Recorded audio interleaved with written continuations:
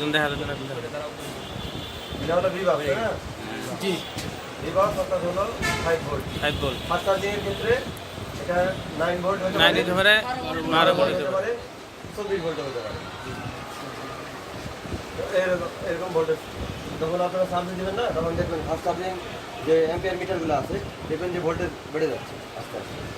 তো ওয়াট কীভাবে বাড়ানো হয় দেখেন, মনে করেন যে আপনার চার্জারে 5 ভোল্ট আছে, 5 ভোল্ট আছে হয়তো 2 অ্যাম্পিয়ার আছে, তাহলে ওয়াট কত হবে এটা? কত হবে? ভোল্টেজ আর অ্যাম্পিয়ার গুণ করলে আপনি ওয়াট পাবেন, বুঝলেন নাই? এখন এখানে যদি 2 অ্যাম্পিয়ারই থাকলো, আমি ভোল্টেজ দিলাম কত? 12, কত ওয়াট হবে? এটা হয়ে গেল ওই চার্জারে হয়ে গেল 24 ওয়াট। বোঝা যায় জিনিসটা? এটা বোঝার দরকার নেই, জানা থাকা ভালো, এই জন্য বললাম। এটা চলে যাবে একটা ওভিপি আইসি ভিতরে, 12 পিনের একটা ওভিপি আইসি ব্যবহার করা হয় এখানে বিশেষ করে। এটা অনেক পিনের হতে পারে, অনেক সময় 16 পিনেরটা হয়। লজিকে থাকে না, এটা লজিক বোর্ডে থাকে, মেইন বোর্ডেও থাকে। এই যে 12 পিনের যে আপনার ওভিপি আছে, ওভিপি এটা হলো ওভিপি। এই 3টা পিন কমন করা থাকবে আর এই 3টা পিন কমন করা থাকবে। এদিকে ঢুকবে, এদিকে বেরোবে। এটা হলো ইন আর এটা হলো আউট। তারপরে যাবে হলো মেন চার্জিং আইসি।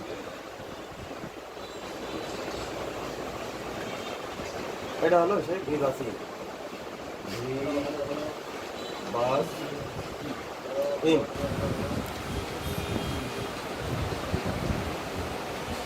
তারপর এটা চলে যাবে হলো ব্যাটারি কানেক্টর।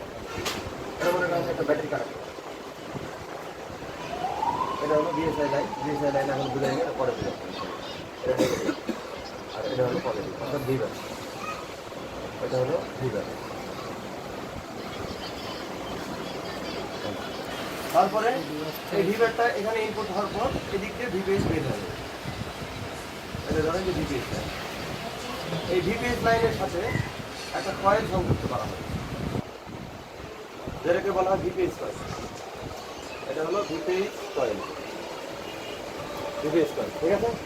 এবং এই ভিপিএস কয়েলের দুটো প্রান্ত আছে, একটা হলো ভিপিএস সাইড আর একটা হলো সুইচিং সাইড।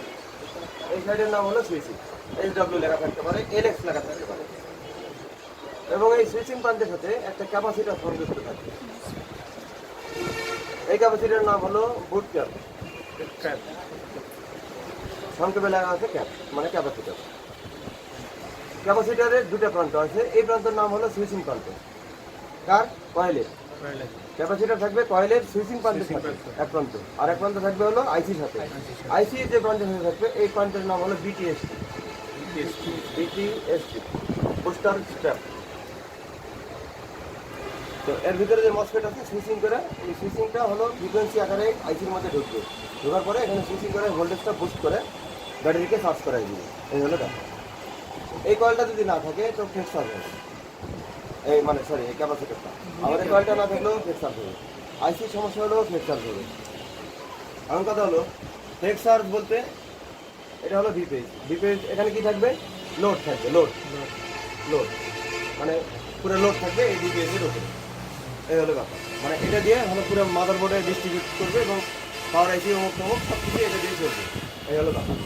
আর কথা হলো আরেকটা ব্যাপার আছে এখানে, এখানে যে পজিটিভ 5 ভোল্ট এখানে ঢুকলো, এখানে যে 5 ভোল্ট ঢুকলো, এই 5 ভোল্ট আরেকটা রাস্তা দিয়ে বের করা হবে এবং এটার সাথে একটা ক্যাপাসিটর থাকবে। এই ক্যাপাসিটরের নাম কি?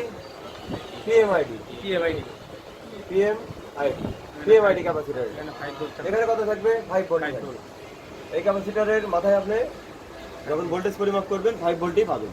যদি এখানে ভোল্টেজ না পান অথবা এই ক্যাপাসিটর শর্ট থাকে তাহলে কি হবে? চার্জিং শো করবে না, চার্জিং শোই করবে না। বা দেখা যাচ্ছে চার্জিং লোগো এসে ব্লিঙ্কিং করে আবার চলে যাচ্ছে, কিন্তু চার্জিং শো করতেছে না, পার্সেন্ট দেখাচ্ছে না। তখন কী করবেন? পিএমআইডি একবার চেক করবেন। পিএমআইডি ওকে থাকার পরেও যদি না হয় তো চার্জিং একটু খারাপ হতে পারে। এই হলো ব্যাপার। আর কথা হলো যখন আপনার ওভিপি আইসির মাধ্যমে এখানে 5 ভোল্টটা ঢুকে, ওই ভোল্টেজটা এর মধ্যে যে একটা মসফেট আছে, ওই মসফেটের মাধ্যমে এই ভোল্টেজটা বাইপাস করে ফিল্টার করা হয়। তো এই ভোল্টেজটা যখন শর্ট হয়ে যাবে তখন কিন্তু চার্জিং শো করবে না। আরেকটা ব্যাপার আছে, এই যে 5 ভোল্ট এখানে ঢুকলো, এটা ধরেন যে পাওয়ার আইসি,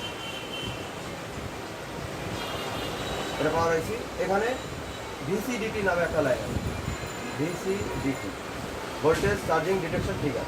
তো ভিসিডিটি রিকোয়ারমেন্ট ভোল্টেজ হলো 0.5 ভোল্ট। এখন কথা হলো এখানে তো 5 ভোল্ট আছে, এখানে তো দিতে হবে কত 0.5। তাহলে কি করতে হবে, একটা সার্কিট তৈরি করতে হবে রেজিস্টারের মাধ্যমে, দুটা রেজিস্টার, এটা হলো গ্রাউন্ডের সাথে থাকবে আর এইখানে ভোল্টেজটা ঢুকে যাবে। এটা থাকবে হলো 330 কে আর এটা থাকবে হলো 39 কে। বোঝা যাচ্ছে জিনিসটা, এখানে ভোল্টেজ ডিভাইড হয়, এখানে ঢুকে যাবে ভিসিডি। এই ভোল্টেজটা যদি কখনো মানে এখানে না পাই, রেজিস্টার খারাপের কারণেই হোক আর লাইন খারাপের কারণেই হোক, তাহলে কি হবে, চার্জিং শো করবে না। তাহলে চার্জিং শো না করার দুইটা কারণ, একটা হলো পিএমআইডি আর একটা হলো ভিসিডি। বুঝে গেছে, যদি চার্জিং কখনো শো না করে এই দুটা লাইন চেক করবেন। এখানে তো 5 ভোল্ট অবশ্যই থাকতে হবে, 5 ভোল্ট ভিভাস তো অবশ্যই চেক করতে হবে। বলতে গেলে তিনটা কারণ, প্রথমে আপনারা ভিভাস চেক করবেন, দ্বিতীয়ত আপনারা পিএমআইডি চেক করবেন আর তৃতীয়ত ভিসিডিটি চেক করবেন। তাহলে যদি চার্জিং শো না করে, দেখা যাচ্ছে 0.6 অ্যাম্পিয়ারে চার্জ হচ্ছে,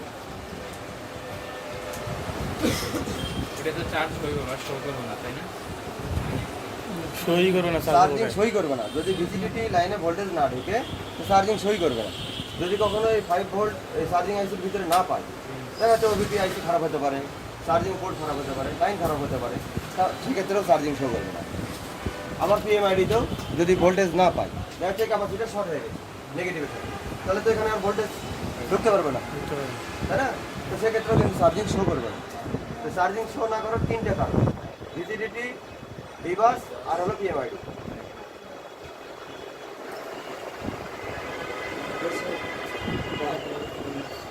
এখানে দুটা লাইন আছে, ভিভাসের পরেরটা যেটা, এটা হলো ডিএম, ডিপি আর তারপর একটা ডিপি, তারপর আইডি পরে বুঝো। আর কথা হলো এই ডিপিডিএম লাইন কিন্তু সরাসরি সিগুল লাইন, এখন সেটা যার মাধ্যম দিয়ে আসুক। এখানে অনেক সময় ইউএসবি আইসি ব্যবহার করা হয়, আবার চার্জিং আইসির মাধ্যমে এই লাইনটা সিগুতে যায়। তো যার মাধ্যম দিয়ে যাক না কেন, এটা কিন্তু সরাসরি সিগুরি লাইন, ডিপিডিএম লাইন কিন্তু সিগুল লাইন। তো যখন আমরা ফোন চার্জে দিই তখন এই চার্জারের মধ্যে এরকম শর্ট কানেকশন তৈরি হয়। যখন আমরা চার্জে লাগাই তখন এই ডিপিডিএম লাইনের মধ্যে শর্ট কানেকশন তৈরি হয়, তখন সিগুলো বুঝতে পারে যে এখন চার্জারের সাথে লাগানো আছে, তখন ওই চার্জিং আইসিকে নির্দেশনা দেয় ফাস্ট চার্জ করার জন্য। বুঝা গেছে? আর যখন আমরা ইউএসবির সাথে লাগাই তখন বুঝতে পারে, তখন আর শর্ট কানেকশন তৈরি হয় না, তখন আমরা বুঝতে পারে যে এটা ইউএসবির সাথে আছে, এখন চার্জারের সাথে নাই। তখন চার্জিং আইসির একটা মিনিমাম অ্যাম্পিয়ার আছে, সেটা হলো 0.6 অ্যাম্পিয়ার। এই চার্জিং আইসির যে মিনিমাম অ্যাম্পিয়ার 0.6, তখন ওই অ্যাম্পিয়ারে চার্জ, যেটাকে আমরা স্লো চার্জ বলি। তো স্লো চার্জের কারণ হলো কি, ডিপিডিএম লাইন যদি 0.6 চার্জ হয় তো অবশ্যই ডিপিডিএম লাইনে সমস্যা চেক করবে। যদি এই লাইন কখনো ওপেন হয়ে যায় বা শর্ট হয়ে যায় তাহলে এই স্লো চার্জিং সমস্যাটা হবে। অনেকে ফেড চার্জ বলে, এটা ভুল কথা। তো ডিপিডিএম লাইনের ভ্যালু হলো 300 থেকে 800, এটা হলো ডাইরেক্ট, হ্যাঁ, এটা মাথায় রাখবেন। যদি কখনো চার্জিং শো না করে তো এই তিনটা লাইন চেক করবেন, আগেই বলে দিচ্ছি। আর দেখা যাচ্ছে যদি ফেক চার্জ হয়, দেখা যাচ্ছে কোনো অ্যাম্পিয়ারই নিচ্ছে না, অর্থাৎ ফেক চার্জ ধরবেন কখন, প্রথম থেকে। দেখা যাচ্ছে চার্জার ঢোকাইছেন তারপর থেকে একবারের জন্য অ্যাম্পিয়ার নেয়নি, প্রথম জায়গায় ও 0.6 এর নিচেই আছে, 0.6 এর নিচে। দেখা যাচ্ছে 0.1 হতে পারে, 0.2 হতে পারে, 0.3 হতে পারে, হ্যাঁ, 0.4 হতে পারে বা 0.0 হতে পারে। এটাকে বলবো ফেক চার্জ। 0.6 এর নিচে থাকলেই কখন, প্রথম থেকে, কিন্তু মাথায় রাখেন চার্জার ঢোকানোর পরে দেখা যাচ্ছে অ্যাম্পিয়ার নিয়ে ছেড়ে দিচ্ছে, সেটা আলাদা ব্যাপার, ওটা পরে বুঝাবো।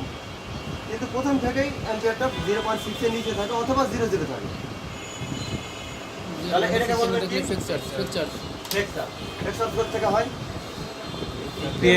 পিএমআইডি, না, বুট ক্যাপ, এক নম্বর কারণ হলো বুট ক্যাপ, দুই নম্বর কারণ হলো বিপিএস কয়েল, তিন নম্বর কারণ হলো চার্জিং আইসি। বুঝে এই জিনিসটা? এই হলো ব্যাপার। আর যদি কোনো সেটে আপনার এই কারেন্ট সেন্স রেজিস্টার ব্যবহার করেন, এই কারেন্ট সেন্স রেজিস্টার থেকেও কিন্তু ফ্লেক্স আসবে। এখানে দেখবেন যে এভাবে লেখা থাকে 330 বা 220 এরকম বিভিন্ন ধরনের লেখা থাকে। এটা মূলত কারেন্ট সেন্স রেজিস্টার, সংক্ষেপে লেখা থাকে সিএস। তো এই রেজিস্টার যদি কখনো খারাপ হয় তো সেক্ষেত্রে কিন্তু ফ্লেক্স আসবে, সেটা বাটনের ক্ষেত্রেই হোক আর অ্যান্ড্রয়েডের ক্ষেত্রেই হোক। এই হলো ব্যাপার। আজকে বোঝালাম হলো চার্জিং স্লো না করলে কী করবেন, 0.6-এ চার্জ হলে কী করবেন, ফ্লেক্স চার্জ হলে কী করবেন, এইগুলো আর কি। বোঝা যায় জিনিসটা? যদি কেউ বুঝতে না পারেন অবশ্যই প্রশ্ন করবেন। 0.6 হলো 16 চার্জ, আর 0.6 একটা আপনার ধারণা দিয়ে রাখি, 0.6 হলো 16 চার্জ। নর্মাল যে ফোনগুলো আছে, বিশেষ করে কম দামি ওয়ালটন, সিম্ফনি বা আইটেল যে সেটগুলো আছে, এটার ক্ষেত্রে আপনার 1 থেকে 1.5 এমপিয়ার নিবে একটা নর্মাল চার্জিংয়ের ক্ষেত্রে। 1 থেকে 1.5-এর মধ্যে থাকলে বুঝতে হবে যে এটা স্বাভাবিক। ওকে স্বাভাবিক। আর 1.5 থেকে 2.5 এমপিয়ার নিবে একটু যে ভালো মানের যে ফোনগুলো, এটা স্বাভাবিক। এই নিচে থাকলে আবার সমস্যা। আর একটা কথা হলো বাটন সেটের ক্ষেত্রে, কত এমপিয়ার থাকে না, বাটন সেটের ক্ষেত্রে 0.3 থেকে 0.6 এটা হলো সর্বোচ্চ, এটা হলো সর্বনিম্ন আর এটা হলো সর্বোচ্চ। বোঝা যাচ্ছে জিনিসটা? যদি Button set 0.3 থাকে তো ওকে, সর্বোচ্চ 0.6 নিবে, 7 নিলেও সমস্যা নাই, 8 নিলেও সমস্যা নেই, বেশি নিলে সমস্যা, ব্যাটারি ফুলে যাবে। তাহলে বুঝতে হবে চার্জিং একটু খারাপ। অনেক সময় দেখবেন যে বাটন সেট, একটা বাটন সেট নিচ্ছে 1.8, 2.0, 3.0 এরকম নিচ্ছে, তাহলে বুঝবেন যে ওটা চার্জিং একটু খারাপ, ডাইরেক্ট হয়ে গেছে। অথবা কেউ তার দিয়ে ডাইরেক্ট করে দিচ্ছে, অথবা কি লাগাই দিচ্ছে, জেনারেটর লাগাই দিচ্ছে। যদি বাটন সেট এরকম অ্যাম্পিয়ার নেয় কখনো, হ্যালো ঠিক আছে না? আলা ভাই দেখো, আলা ভাই দোকানে দাঁড়িয়ে আছে।